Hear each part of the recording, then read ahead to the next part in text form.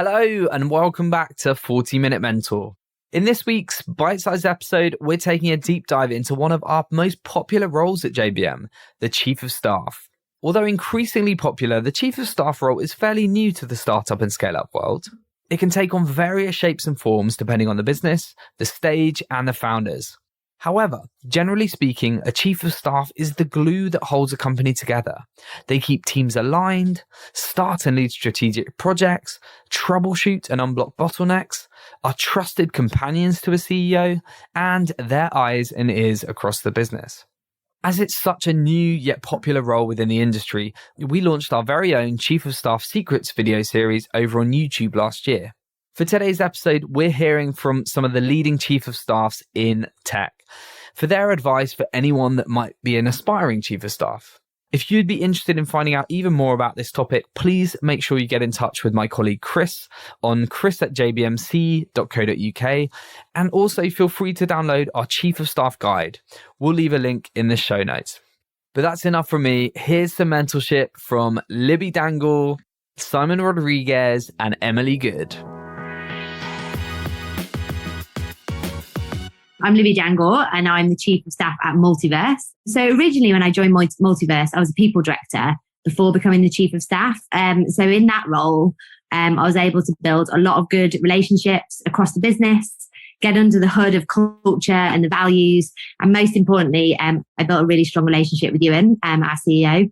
And then following our Series B raise, which we announced earlier on in this year, and the rapid growth we were going on, it was becoming more and more apparent that Ewan really needed this role, the Chief of Staff role, to provide him with the leverage, with more leverage, I should say, internally and externally. And so when I was pulling together the job description for him, I was like, this is a cool role, because it pulled together a lot of my skill set more closely. So I started my career at BP, but then I switched quite quickly into management consulting at Bain, where I spent 5 years. And I learned obviously the generalist consulting skill set, and that's really aligned to the Chief of Staff role. And so when I was going through the job description, it was pulling together lots of strategy, business planning, helping him be a thought partner in lots of different strategy areas, but also still working on culture and people, which was the area that I was running already. And so I really enjoy thinking about those strategic areas of the business and hopping onto problem solving. And so this job description really resonated with me. And so in the end, I moved into that role, which was great. And so I still managed to do all the really fun stuff that I was really enjoying around culture and offsites and all hands. But I can also now operate at the strategic level with the Chief of Staff role.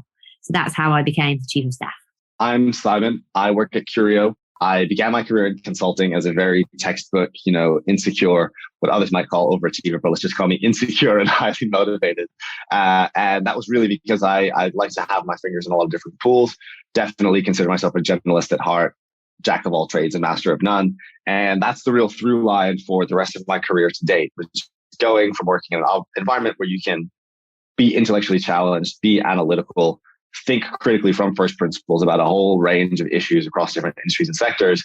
And so even when I left the management consulting world, got involved at Nested and then at Curio, I've been in these generalist roles. So I went from the consultant role to a business operations role and then into the Chief of Staff role. And so A, I really wanted to continue that generalist thread. I think B, the Chief of Staff role is such a unique role in your ability to have impact and to facilitate delivery from all these other teams. For someone like myself who was very curious on the one hand about where I might want to go with my own career, even though I'm sort of 6-7 years in, I knew that there were so many different types of roles, whether it's being a functional leader or an expert, being a manager or being an individual contributor, all these different itches that I hadn't yet scratched. And being a Chief of Staff puts you in the eye of the storm, in the middle of the madness, to be able to see what's required of all these different roles, all these different capabilities, and ultimately what kind of personality type kind of suits me and my interests the best. And so being a Chief of Staff has given me reps to touch all these different parts of the business, to work on everything from strategy through to operations, through to data and beyond. And it's given me just a whole wealth of insight as to answering questions like, do I want to be a founder? Because what does it really take to be a founder? Do I want to go and lead a particular function in a different business? What does it take to be a specialist? And what are the pros and cons of being specialist versus generalist? Do I want to continue going earlier and earlier stage? Or do I want to find myself at a different stage? You can answer a lot of these questions in a really, really short period as chief of staff. And it's those learnings and insights that are really the thing that drive me forward. And thankfully, even though I don't know even the beginnings of what a lot of others in the role know, it's really given me the insight to at least know what's required to be great at all these different things. I'm Emily Good, and I'm the Chief of Staff at Lantum. Yeah, so I think throughout my career, I've always worked in sort of strategic and operational roles. And I think being a Chief of Staff has allowed me to work across both of these fields and do the things that I enjoy most. So in terms of my career, I sort of straight out of university, I joined a strategy consulting firm and then worked there for a few years. I then moved into a variety of in-house strategy roles, and that started as sort of fairly junior strategy analyst roles and then moved into more senior positions. And that was actually across various different types of organizations. So including startups, scale-ups, and then larger corporates before going and joining Lantum in 2020. I think that variety that I've had in my career has been really helpful, especially to my current role. So I've worked with lots of different people, lots of different company cultures, been thrown into lots of different situations. But it's meant, I've learned loads and has undoubtedly helped me in my current role and made me a better chief of staff. In terms of my current role, so I joined Lantum back in 2020. I joined in sort of a strategic growth role and was doing that role for about a year. And then Melissa, who is our CEO and our wider Exco team really, just felt that they would really benefit from this chief of staff role. So I was promoted into that position last year and have loved doing it really. I love being able to be sort of strategic and forward looking. I also love being able to be on the ground, be tactical, get things done. And then I also love, enabling, coaching, supporting others. And I get to do all of those things, which is great. So I think the thing with being chief of staff is no day looks the same. Every day is different. And that's what I actually really enjoy about it. It's really fun. So I always spend quite a portion of the day on the phone to Ewan or in a meeting with him to align on priorities, make sure that we know where we're going, any updates, sharing things you've heard across the business. And so that alignment with your CEO is really which is a really key success factor for this role. So anyone coming into a role of chief of staff, I'd recommend they spend time on that. I then work and spend a lot of time aligning across the org. So working on strategic planning, helping people with priorities, OKR setting. I run and participate in all the exec meetings. So I have to make sure that cadence is working. So I spend a definite portion of each week thinking about what we should be talking about there that will really move the dial in terms of business value. So that's definitely a big part of the role. At the moment, I'm also currently owning business planning across the org. So I spend a lot of time rolling out the planning process, comms, reviewing data, working on models, spending time with our finance team, and doing things around boards, investors, investor relations, board packs, etc. And then in the mix as well, I'm still actually also running the people team. So I've got quite a busy time of it. But I think as a chief of staff, you basically pick up areas that either need problem solving, there's a gap, there's a hole, trying to pull everyone together in alignment. So every day is a bit different. It just depends what's happening and what you need to hop on first. So a typical day for me, no day is exactly the same. That's probably one of the most energizing parts of the role. But on average, the weeks start to look similar. So an average day, if I had to condense it, wake up, probably spend the beginning of the day processing some admin and looking at some of the business KPIs from some of our dashboards in our BI system, just to keep a pulse on if we've seen any spikes in traffic or subscriptions, etc. That gives me a good sense of where I should try to focus some of my time on the day, or if anything's gone awry that we need to jump on. From there, a good 20 to 30% of my time will be spent in meetings, and these will be probably evenly split between things like one-to-ones with my senior leaders, one-to-ones with the other managers in the org. And this is all about either process management, keeping tabs on the things I have in flight, or a lot of it, to be honest, is listening to what challenges the others in the business are facing, trying to offer some quick value on how to structure those challenges or how they can unblock themselves from those, or even doing a brief piece of work to help them navigate around that. The other portion of those meetings will be towards chairing things like our weekly management meetings or chairing our weekly all hands meeting. And really, that's just kind of like being the MC, making sure everyone's prepared, setting the agenda for those meetings, facilitating dialogue and discussion when we need to. And if there is a critical decision to be made, making sure that everyone has done the prepared reading, the necessary preparation, and can come and just have a really structured dialogue that both goes divergent and then converges towards the end there. From there, a good quarter of my time is spent sort of leading projects or doing more individual contributor style work. And this could be anything from leading a strategic initiative that doesn't really have a home anywhere else in the business, or doing a little bit of work that's going to enable strategy. So most recently, for example, we ran an all company workshop where everyone got to come in, chip in towards fleshing out the annual strategy. On the back of that, we have loads of good ideas, loads of good questions, thoughts for future discussion. So I've just been synthesizing all those key takeaways and turning that into a timetable to implement some of the better ideas. Back half of the day is really doing all of the things that no one likes to do, frankly, to keep the lights on and to keep the job rolling. So whether it's ordering more coffee for the office to keep things going, whether it's setting up a new joiner with Slack and some of their technology so they can get going, all of the necessary bits that sit anywhere between an HR team, an office management team, or an EA all fall to the plate. And I think what I found is that those are the critical bits that you really can't forget about. As glossy and glamorous as the job title may be, that's what keeps the lights on and keeps the team running. I know it's really cliche, but every day really is very different. So I have some sort of business as usual activities. So for example, I organize our weekly all hand meetings. I run, our exco and our senior management trading meetings. I'm responsible for creating any board materials that we need. But then really the rest of my time can be spent on like a real variety of things. And, that's really dependent on what's happening in the business. Are there any kind of critical areas of focus? Are there any big strategic projects that we're working on? So I think some examples of some of the things that I've done recently, we've been doing a lot of strategy and planning work for 2022, and really making sure that we have really clear goals of what we want to achieve this year and making sure all the teams are aligned to that. We've also been doing some work on introducing balanced scorecards across the teams and making sure that every team, has those really key metrics that they are monitored and kind of performance is assessed against.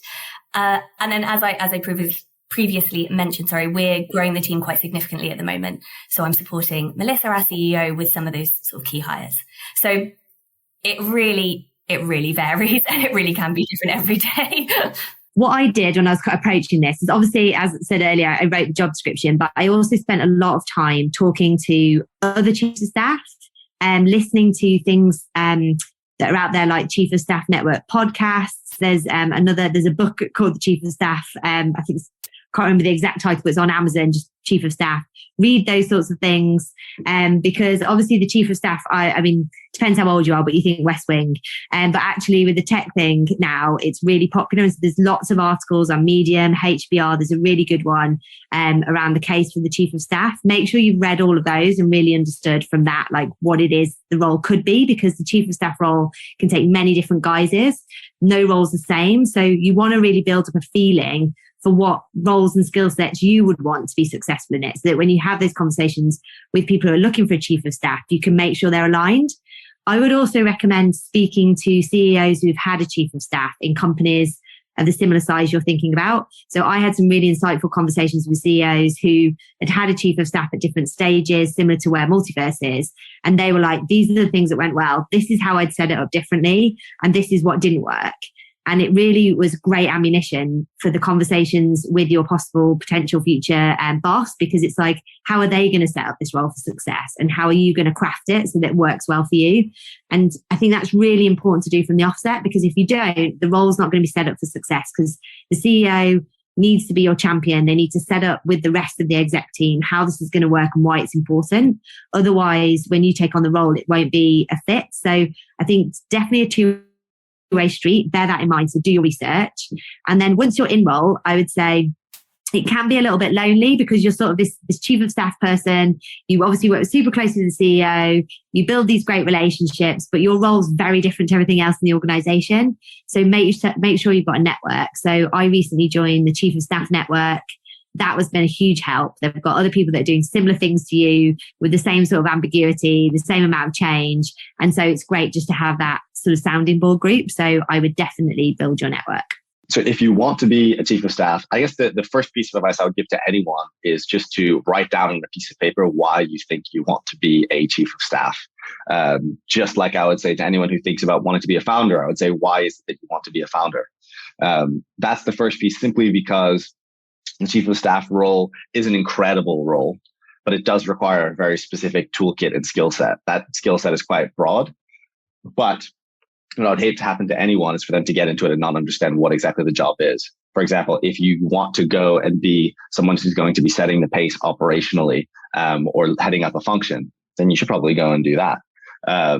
If you want to be the kind of person who's going to be the shadow to all of the halls of power in an organization, who's going to be able to learn and to help and to facilitate, then this is the role for you, for sure. So number one is just really know what your reasons are and know what you're getting into. Number two is just talk to people that you admire who have done the role. And when you talk to them, the thing I would always advise is, can you see yourself becoming very similar to this person in your future, right? Do you like, trust, and respect them? Do you want to have parts of you emulate them? We are the average of the 5 people we spend the most time around, and there will be a lot of commonalities in terms of characteristics and personality traits of chiefs of staff. And if you can look at someone else's situation and say, there's a lot that I would like to grow in that direction towards, that's probably a good sign that the role is right for you. And you'll be able to glean them for a lot of the insights as to their experiences, what they've liked, what they've learned, and what they would do if they were seeking out a role. And the last piece that I would definitely advise to anyone trying to get towards any of these chief of staff roles is to just do as much desktop research beforehand, even before the application, on the company and the people in particular that you want to work for. The chief of staff role, every role in any company is going to be very, very people driven. In my experience, it's the culture and the people that are the biggest determinants of the experience and of the memory that you have there. There are many different cultures and many different types of people.